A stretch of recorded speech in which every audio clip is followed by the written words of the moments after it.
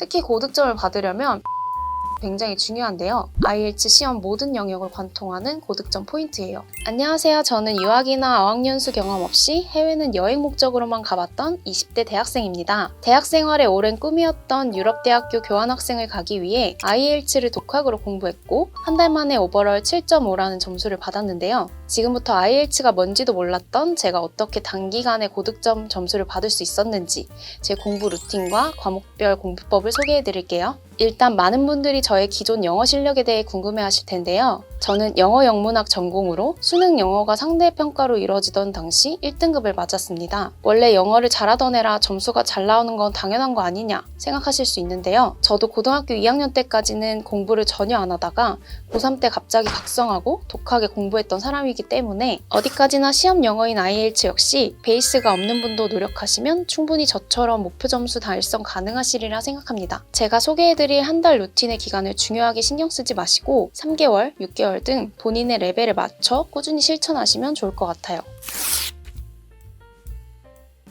일단 저는 공인영어 성적이 있어야만 교환학생을 갈 수 있다는 것을 알게 되어 한 달 동안 강남 해커스 토플반에 들어가 공부를 했습니다. 그런데 왜 토플을 안 보고 IELTS를 봤냐면 제 성향상 감독관이랑 직접 만나 대화하는 IELTS 스피킹이 긴장이 덜 되면서 말이 잘 나왔고요. 평소 공부할 때 패드나 태블릿 PC를 쓰지 않고 무조건 손으로 필기하는 편인데 IELTS는 종이시험 응시 방식이 있어서 줄 그으면서 문제를 풀 수 있다는 점이 가장 큰 이유였습니다. IELTS를 선택하고 학기 중에 성적을 준비하려고 하다 보니 정신 차리니까 발등에 불 떨어진 상태인 거예요. 한 달도 안 남은 시간 동안 학원을 다니거나 인강을 들을 시간적 여유가 없었기 때문에 독학으로 공부하기로 결심하고 교재를 구입했습니다. 교재는 이걸 추천합니다. 해커스 IELTS 정규서에는 문제 유형 소개, 푸는 법, 익혀야 할 어휘, 외워야 할 템플릿 등이 충분히 나와 있으니 저처럼 빠르게 문제와 유형을 훑어야지 하는 분들에게 추천합니다. 만약 자신의 실력이 정규서보다는 낮은 것 같다면 베이직 시리즈를 보시면 됩니다. 4개 응시 과목 시리즈로 되어 있고 라이팅은 우수 답안까지 다 첨부되어 있습니다. 주관사 기출 모음집인 캠브리지 교재로 할까 알아봤는데 일단 그래도 소개랑 설명이 한국어인 게 공부하기엔 낫겠다 싶어서 해커스 교재를 샀고 후회 없습니다.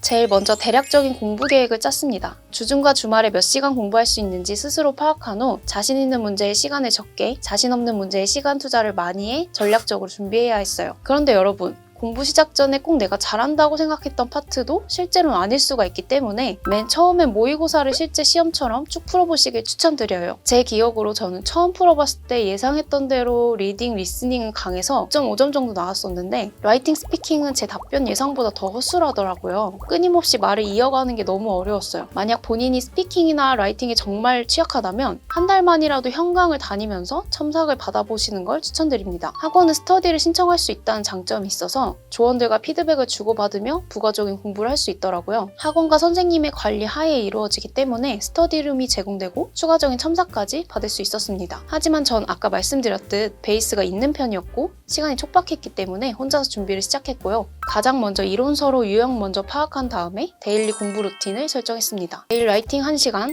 스피킹 1세트 답변해보고 남은 시간에 리스닝과 리딩, 보통 한 회 단위가 아닌 2지문, 2섹션 이렇게 나눠서 시간에 맞춰 풀어나갔습니다.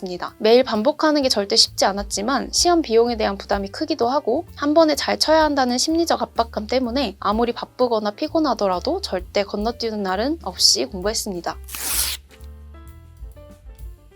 시험 가장 첫 번째 순서이며 제가 제일 어려워했던 라이팅 공부법에 대해 얘기를 해볼까 싶은데요. 정해진 답도 없어 어떻게 작성해야 하나 막막하기도 했고 우리나라 영어 수업은 거의 리딩, 리스닝 위주라서 영어로 내 생각을 적어본 경험은 많이 없잖아요. 파트 1은 그래프나 지도 같은 시각 자료를 분석해야 하고 파트 2는 특정 주제에 대한 자신의 의견을 써야 하는데요. 각각 20분, 40분 안에 150단어, 250단어 이상을 적어야 하기 때문에 분량 채우기가 쉽지가 않아요. 그래서 저는 우선 교재에서 파트별 문제 유형과 답변, 템플릿을 익혔어요. 여기서 중요한 건 똑같이 외우는 게 아니라 글의 논리적 전개 순서에 익숙해지시는 거예요. 준비 기간이 긴 분들은 필사도 하시던데 저는 시간이 넉넉하지 않아서 템플릿과 고득점 표현 위주로 암기한 다음에 최대한 많은 기출 문제의 답안을 작성해봤어요. 시간을 재면서 아웃라인을 짜고 글을 완성하는 연습을 하는 거죠. 그리고 나서 고우해커스 IELTS 라이팅 무료 첨삭 게시판을 유용하게 이용하는 거예요. 추가 피드백이 필요하다면 1:1 유료 첨삭 서비스를 받아보시는 것도 적극 적극 추천드립니다. 파트 상관없이 주제 언급,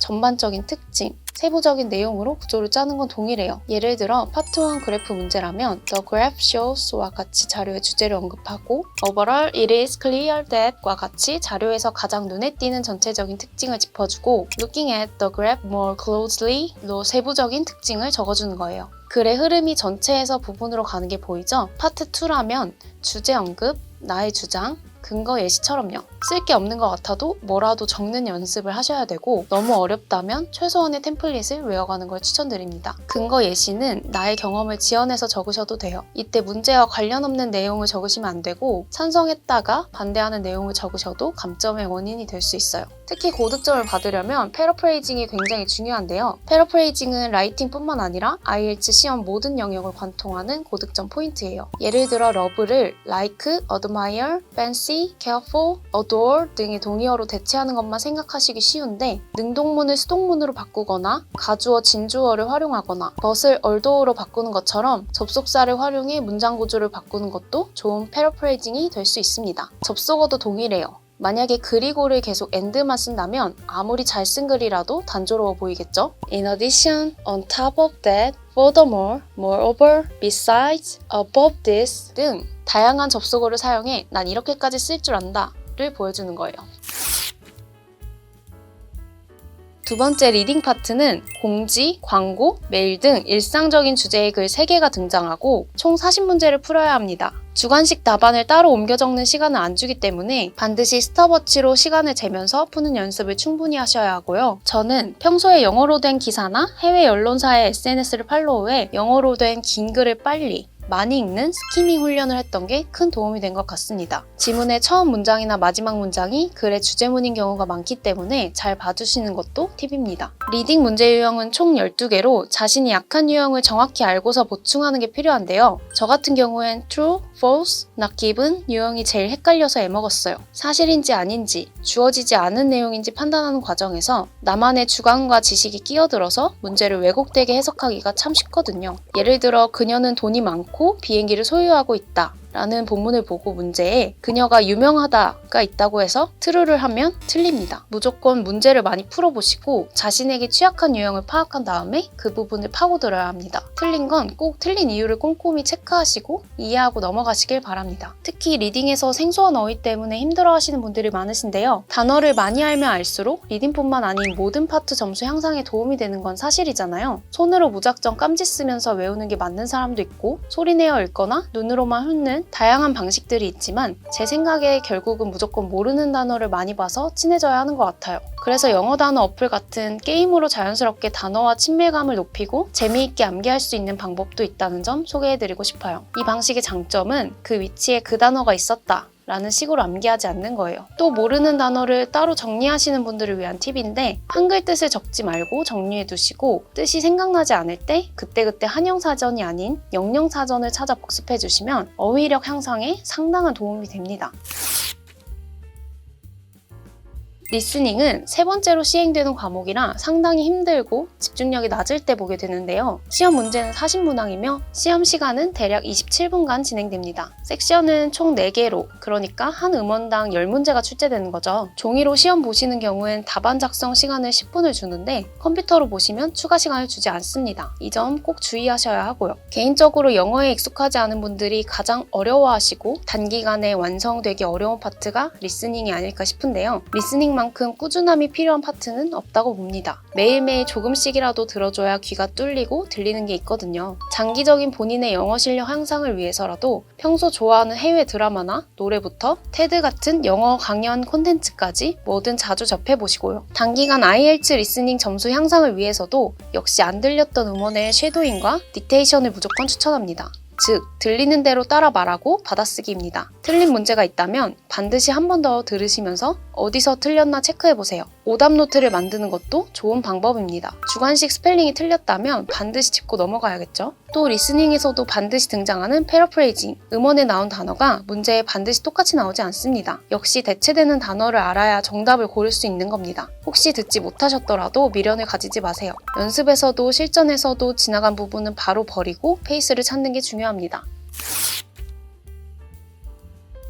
스피킹은 원어민과 1대1로 이루어지는 자연스러운 대화로 총 3개의 파트로 15분 정도 치러집니다. 문법, 발음, 어휘 등도 중요하지만 유창성, 즉 플루언시를 중요하게 본다고 해요. 그래서 무조건 템플릿을 줄줄 외우는 것은 절대 금물입니다. 본인의 생각을 얼마나 자연스럽게 말할 수 있느냐가 관건인데요. 기출문제를 보고 문법이 맞든 틀리든 일단 소리내어 말하는 연습을 하시길 바랍니다. 반드시 녹음해서 자신의 답안을 들어본 후 책에 있는 우수 답변과 비교도 해보시고요. 정 어려우신 분들은 템플릿만 잘 말해도 시간 확보가 돼서 시간 미달 때문에 점수 깎일 확률이 크게 줄어듭니다. 예를 들어 네가 가장 좋아하는 옷이 무엇이냐 물었을 때 hoodie라고 단답으로 대답하는 것이 아니라 Out of many clothing items that I like, I can think of my hoodie off the top of my head. 이런 식으로 여러 주제에 사용할 수 있는 문장 구조를 외운 티 안 나도록 익혀두는 것도 빠른 시간 안에 점수를 만들 수 있는 비법이에요. 스피킹 점수를 무조건 올릴 수 있는 꿀팁을 알려드리자면 원어민들이 많이 쓰는 고급 표현인 이디엄을 붙여서 말을 더 풍부하게 보이도록 만들어보세요. 바로바로 답변하기 위한 브레인스토밍을 하다 보면 자주 쓰는 쉬운 표현들이 있을 겁니다. 기분 좋다, 나쁘다, 배고프다, 피곤하다, 비싸다, 싸다. 이런 표현들을 계속 같은 단어로만 반복해서 말하고 있다면 고득점을 받기 힘들겠죠. 이럴 때 이디엄을 활용해보는 거예요. 대신 어색하지 않게 입에서 바로 나오도록 하는 연습이 필요합니다. 예를 들어 Don't have money to burn는 돈이 별로 없다는 뜻인데 이대로만 외우는 것이 아니라 I didn't have a choice because I don't have money to burn 정도의 문장으로 반복해서 읽어보세요.